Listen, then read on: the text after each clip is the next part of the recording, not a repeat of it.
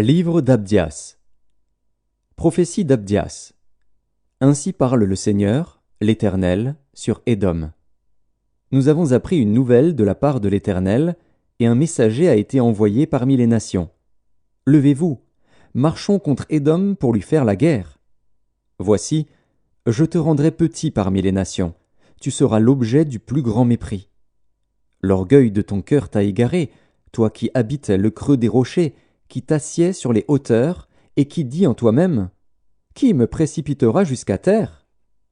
Quand tu placerais ton nid aussi haut que celui de l'aigle, quand tu le placerais parmi les étoiles, je t'en précipiterai, dit l'Éternel.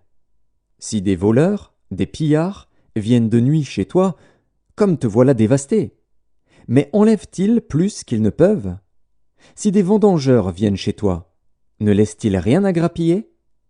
Ah, comme Ésaü est fouillé, comme ses trésors sont découverts. Tous tes alliés t'ont chassé jusqu'à la frontière, tes amis t'ont joué, t'ont dominé, ceux qui mangeaient ton pain t'ont dressé des pièges, et tu n'as pas su t'en apercevoir. N'est-ce pas en ce jour, dit l'Éternel, que je ferai disparaître d'Édom les sages et de la montagne d'Ésaü l'intelligence? Tes guerriers, ô Théman, seront dans l'épouvante, car tous ceux de la montagne d'Ésaü périront dans le carnage. À cause de ta violence contre ton frère Jacob, tu seras couvert de honte, et tu seras exterminé pour toujours. Le jour où tu te tenais en face de lui, le jour où des étrangers emmenaient captive son armée, où des étrangers entraient dans ses portes, et jetaient le sort sur Jérusalem, toi aussi tu étais comme l'un d'eux.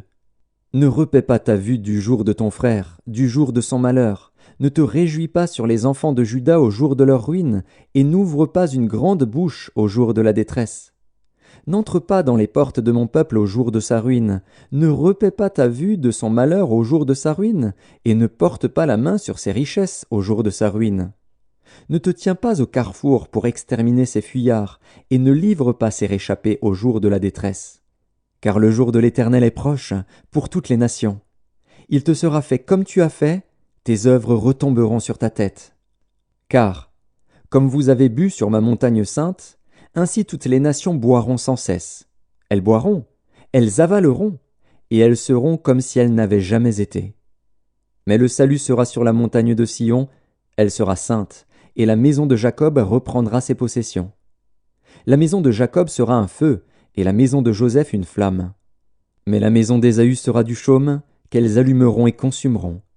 Et il ne restera rien de la maison d'Ésaü, car l'Éternel a parlé. Ceux du Midi posséderont la montagne d'Ésaü, et ceux de la plaine le pays des Philistins. Ils posséderont le territoire d'Éphraïm et celui de Samarie. Et Benjamin possédera Galaad.